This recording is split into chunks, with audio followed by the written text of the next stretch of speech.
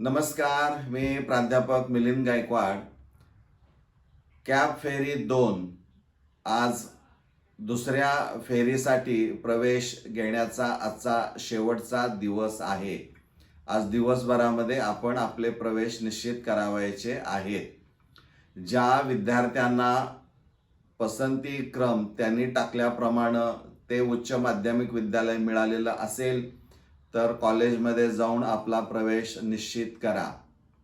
जर application form part 1 मध्ये काही चुका तुम्हाला दिसत आहेत, मग तिथं जेंडर चुकला असेल, डेट ऑफ बर्थ असेल, मार्क्समध्ये असेल, कास्टमध्ये असेल, या चुका असतील तर कॉलेजमध्ये जाऊन तो अर्ज रिजेक्ट करून घ्या. ज्यावेळी तुम्ही रिजेक्ट कराल त्यावेळेस कॉलेज लॉग इनमधून कॉलेज काय करेल, तिथं कमेंट म्हणून एक सेक्शन आहे. अपलोडेड डॉक्युमेंट्स बघताना तिथं ते कमेंटमध्ये काही संयुक्त कारण ते लिहितील. म्हणजे तुम्हाला भविष्यामध्ये काही अडचण येणार नाही. त्यानंतर ज्या विद्यार्थ्यांनी शून्य फेरी, फेरी क्रमांक 1 आणि फेरी क्रमांक 2 मध्ये काही प्रवेश घेतलेला आहे, पण त्यांना असं वाटतंय की मला आता प्रवेश तो रद्द करावायचा आहे, तर आज दिवसभरामध्ये आपण प्रवेश रद्द करू शकता.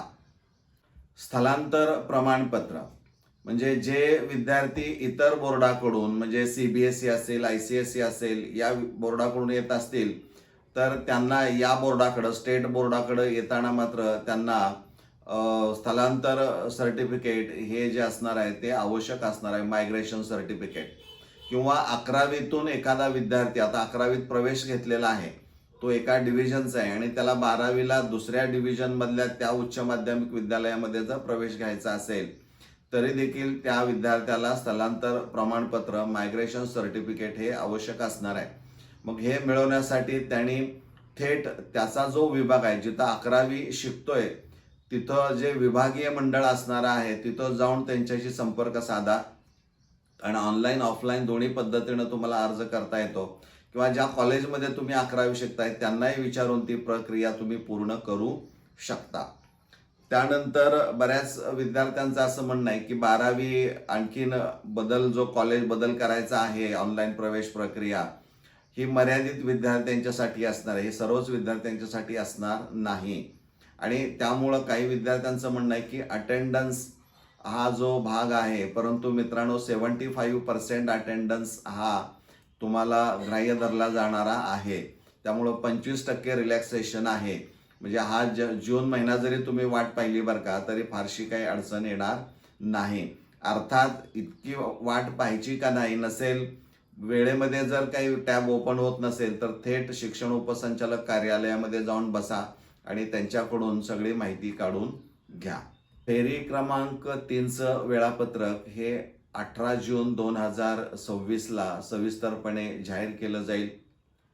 19 तारखेपासून नवीन विद्यार्थी नोंदणी सुरू झालेली असणार आहे, तो टॅब ओपन होईल.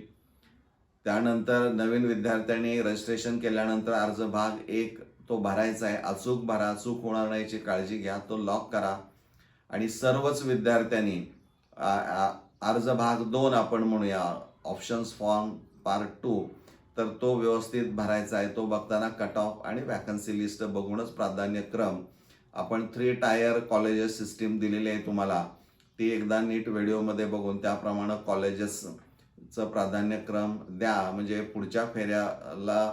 पुढच्या फेरीची वाट बघायची गरज नाही, जी चालू फेरी आहे त्याच फेरीमध्ये तुम्हाला प्रवेश मिळायला पाहिजे. म्हणजे इथं अर्ज भाग 1 हा सगळ्यात महत्त्वाचा आहे, कारण त्याच्या आधारेच तुम्हाला कॉलेज अलॉट केलं जातं. त्यामुळे तिथं कोणत्याही प्रकारची चूक होऊ नये या दृष्टिकोनातून आपण काळजी घेणं गरजेचं आहे. त्यामुळं पुन्हा एकदा ह्या गोष्टी तुम्हाला मुद्दामून आठवण करून देतोय की वारंवार चुका होताना दिसत आहेत आणि कमेंटमध्ये पुन्हा पुन्हा त्याच कमेंट रिपीट केल्या जात आहेत. तर नवीन असेल तर ठीक आहे, परंतु जुन्या कमेंट ज्या आहेत याचा अर्थ आपण तो व्हिडिओ सुरुवातीपासून शेवटपर्यंत नीट पाहत नाही, हाच त्याचा सरळ अर्थ निघतो. तर मला वाटतं जेवढं स्पष्ट सांगता येईल तेवढं मी व्हिडिओच्या माध्यमातून आपल्यापर्यंत ही माहिती पोहोचवण्याचा प्रयत्न करतो. आपण इथं थांबूया. धन्यवाद.